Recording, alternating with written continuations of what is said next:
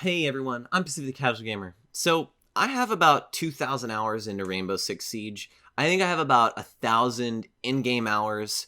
I have, if you look at like how long the app has been open, it's 2,000 hours, not to mention all the videos I've watched, all the, Kovac, the aim trainer, all that extra stuff. I've been playing this game for a while and I have a lot of hours into it, and it's taught me a couple of things. So, the first big thing is that your success as a player is almost entirely based on you, right? And a lot of people will say, oh, but when you play ranked, you go against hackers, you have trash teammates, whatever. Those excuses. At the end of the day, your individual performance matters a lot more than you think, right? Because if you get in a 1v3 situation or a 1v2 or something like that, and you have the skills to clutch it up and you clutch it up, that's one more round towards your team that you shouldn't have had. You stole that round, and that can lead to round wins. How many times have you clutched up like a 1v2 or 3, and because you had that extra round, you ended up winning a game 5-4 instead of losing 4-5, right? That's what's important. Another thing is the blaming the teammates. A lot of people in this game will always blame their teammates. And those people will never, ever get better. They'll blame the enemies. The enemies play like monkeys. They play like trash. They're playing weird. I mean, you're the one losing.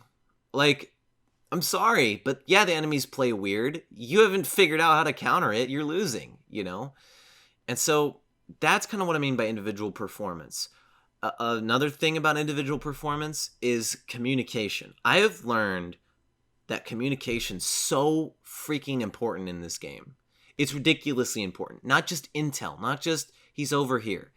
It's, hey, I'm not feeling too good today. Hey, I'm feeling like garbage. And then switching the strategy up, right? That's super important in Siege, is that not only, I'm going to hammer this point in. Not only, hey, I'm feeling bad today. It's, I'm feeling bad and I want to do something to change it, right? Because there's plenty of games where I've played by myself where I've tried. I'll play Buck for 8 hours. And I'm not feeling Buck, but I'll play Buck. And I don't tell anyone.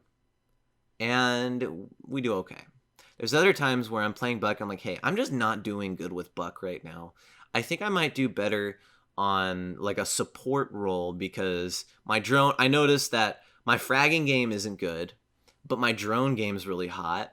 And my late frags, I'm coming in with a couple of kind of semi-clutch situations, right? Okay, well then I'll swap onto the hard support, and all of a sudden I'll start getting more frags, I'll drone out people, and we start getting more done, And it's those kinds of things that will make you a better player. Another thing is being able to flex. Not flex on people like I'm carrying this team, but being able to play every single operator. Every single operator. Not just, I know how to play, a couple. Every single operator. Because what I've figured out over 2,000 hours inside of this game is that not only is it, if you can play every single operator, that means the enemy has to be prepared for everything. But you're going to be prepared for everything because you know how every single operator plays, right? A lot of people who maybe roam don't understand how to anchor, or people who anchor don't understand how to roam.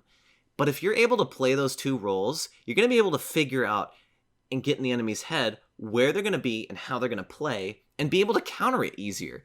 Actually, I was watching Pro League about a couple weeks ago, and I was watching Navi, and Navi has this player named Joe. And Joe spawn peaks, right, in Pro League, because he's really good at it. And the casters notice it, and I notice it. Joe, his first Pro League game, does all the spawn peaks, gets on attack, and what does he do? He's ready for every single spawn peak.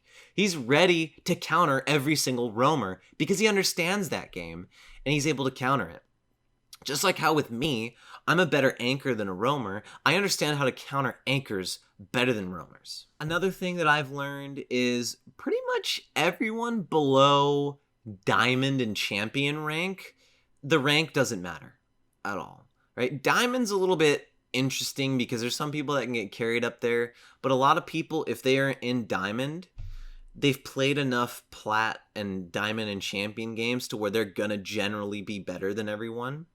But the like kind of Plat 1, that's the Plat 1 Diamond range. Champion range, from what I've seen, those players just know more. But like Plat 2 and below, literally Plat 2 to Copper, I have played against all of those, right? I've played those on the Xbox. I've played those on PC. Literally on PC, there's a time when I grinded from Bronze 2 all the way up to Gold 2. And I scrimmed against a bunch of golds, a bunch of silvers, and a bunch of plats, high and low plats, the whole range. And the rank, KD, whatever of a player doesn't matter at all. Like, we've gotten destroyed by people with 0.7 KDs, and we've destroyed people with 0.15 or 1.5 KDs. You know, we've gotten destroyed by silvers and then destroyed Plat 1s. It's just how it is, you know? It kind of sucks because another thing I've learned is that to really start to get into a lot of competitive teams, you have to be a Plat 3, right? Now, with rank not mattering, I've noticed that getting into good teams, getting into places where you're really going to start to learn how this game operates, unless you can do it on your own. If you need a coach, if you need help, you need to find a way to get into Plat 3, because people will judge you until you hit Plat 3. And if you can, get into Plat 2, because people will judge you less if you're in Plat 2, and you'll be able to get into some maybe higher tier teams. Honestly, after 2,000 hours in this game, losing doesn't really affect me. I will still get mad if I lose ranked games or league games or whatever. I will still get mad. But not nearly as much, because I know, you know, like there was a time, I told you, Bronze 2, I think I did a season where I lost all the way down to Bronze 2. It took 10 games because it was in the beginning of the season, and it took like 100 games to grind back up to Gold 3. Did it matter? No, I was the same exact player. I just grinded ranked, you know? And it was unfortunate, and I hated it. It made me really not like ranked. But I'm still the same player. So losing, I would rather learn from my losses than get mad at it. I'm starting to really not get mad at losing. I immediately after I lose, I'm like, okay, what could I do better? You know? And that's a double-edged sword, because now I have a hard time playing with teammates who will get mad at losing. I really do. I have a really hard time. I'm like, stop. In the back of my head, I'm like, stop being a bitch. Get over it. You're gonna, you know, it's ranked gold, which means you have a 50-50 chance of winning every single game, you know?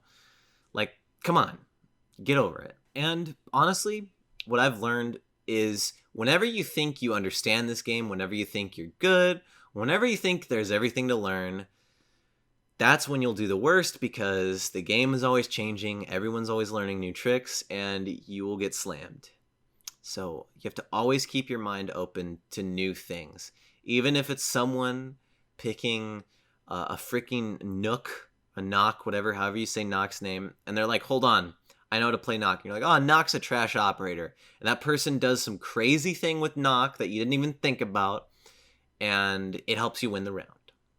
So that's really all I have to say about this. You know, I could go into stuff about the community, but I think it's just not worth it. I don't spend enough time in the public, like on Twitter and stuff, to really deal with it. I could talk about game design and all these different metas that it's gone through, you know, whatever. I'm not worried about that. What I'm worried about is the things that I think only experience with time, if that makes sense. Only the things that come with time that I've really learned over this game's lifespan. God, we all love Siege. We all love Siege. It makes us mad, but goddamn do we love it. So guys, that's it for this video. I hope you enjoyed. If you did, let me know in the comments below. I'm Pacific the Casual Gamer. I suck just as bad as you do at video games, and I'll see you guys in the next one.